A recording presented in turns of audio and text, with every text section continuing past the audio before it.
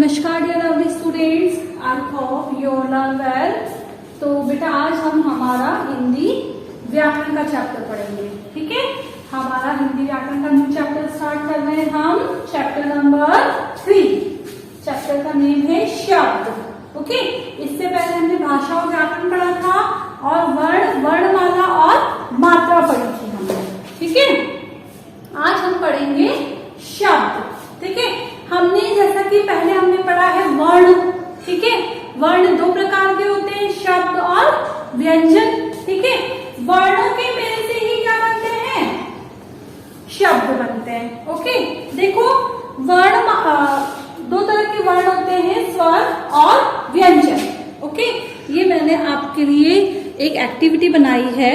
ठीक है, इसमें देखेंगे आप स्वर दिए हुए हैं अ, आ, ई, उ, री, ऐ, ओ, औ, आह। ठीक है, अब इनसे बने शब्द दिए हुए हैं, जैसे कि आ से अनार दिया हुआ है।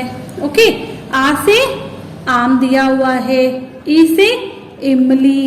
ठीक है, ई से एक, ऊ से उल्लू, ऊ से ऊन, री से ऋषि, ए से एड़ी, आई से ऐनक।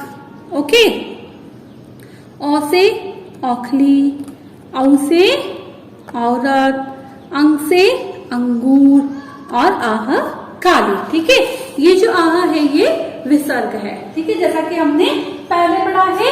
इसी तरीके से स्वर वर्ण में स्वर के अलावा क्या होते हैं, व्यंजन भी होते हैं। ये व्यंजन की एक एक्टिविटी मैंने आपके लिए तैयार करी है, देखेंगे सभी ध्यान से इसे। ठीक है, ये क्या है, व्यंजन। ठीक है, स्वर और व्यंजन, स्वर 11, व्यंजन 35 और इसके अलावा संयुक्त व्यंजन होते हैं अक्ष, त्र, ज्ञ और श। ये सारे व्यंजन दिए हुए हैं और इनसे बने सारे शब्द दिए हुए हैं। ठीक है, ये हमने हमारी पहली क्लास में पढ़ा था। अब वर्णों के मेल से ही क्या बनते हैं, शब्द बनते हैं। ठीक है, अक्षरों के सार्थक समूह को शब्द कहते हैं। अक्षर कौन से, यही स्वर और व्यंजन जो मैंने अभी आपको एक्टिविटी में बताए हैं। ठीक है ना, स्वर और व्यंजन। ठीक है, शब्द दो प्रकार के होते हैं, सार्थक शब्द और निरर्थक शब्द। कौन कौन से होते हैं, एक तो सार्थक शब्द और दूसरा निरर्थक शब्द। ठीक है, अब देखेंगे सार्थक शब्द किसे कहते हैं, जो शब्द किसी अर्थ का बोध कराते हैं वे क्या कहलाते हैं, सार्थक शब्द कहलाते हैं। ठीक है ना, जो शब्द, अब शब्द किससे बनते हैं, वर्णों से बनते हैं। ठीक है ना, अब जैसे कि मैंने यहाँ पे लिखा कमल। ठीक है, तो आपके एकदम से दिमाग में इमेज बनी कमल। ठीक है, कमल जैसे कि ये कमल का फूल होता है। ओके, ये कमल का फूल, तो आपको पता चल गया कि मैम ने इसके बारे में यहाँ पर लिखा है। ठीक है, अगर मैं लिखूंगी किताब,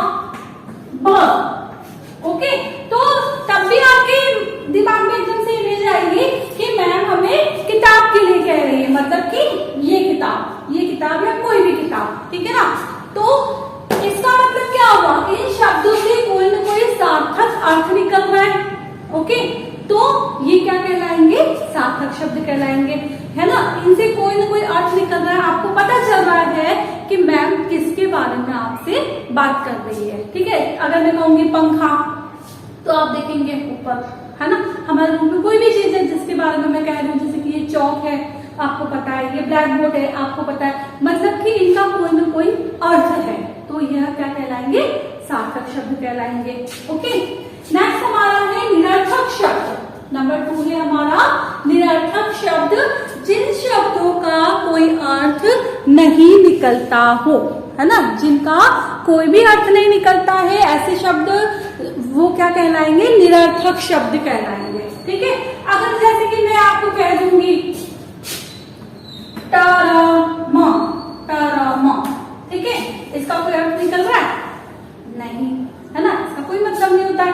लेकिन अगर मैं कहूंगी आपको ट्रक, तो आपके मन में इमेज आएगी ट्रक जो गाड़ी है उसके बारे में मैम कह रही है, ठीक है ना। तो ये तो क्या हो गया, सार्थक है, बट ये टर्म क्या है, निरर्थक है ना। इसी तरीके से अगर मैं आपसे कहूंगी प र ल, ठीक है, लेकिन इसका कोई अर्थ नहीं है ना।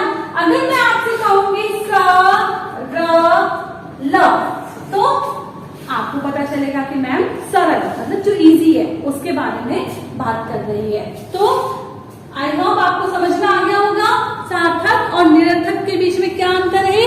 सार्थक शब्द वह है जिन शब्दों से मतलब कोई न कोई अर्थ निकलता है, लेकिन निरर्थक शब्द कौन से हैं, जिनसे कोई अर्थ नहीं निकलता है। और जिसके बारे में हम पढ़ रहे हैं शब्द किसे कहते हैं, अक्षरों के सार्थक समूह को शब्द कहते हैं, ठीक है ना। वे अक्षर जिनसे कोई न कोई अर्थ निकलता है, ठीक है। आई होप आप सभी को अच्छे से समझ आ गया होगा। अब हम बुक की जो एक्सरसाइज है वो करेंगे, ठीक है। देखो बुक का आप पेज नंबर 13 ओपन करेंगे।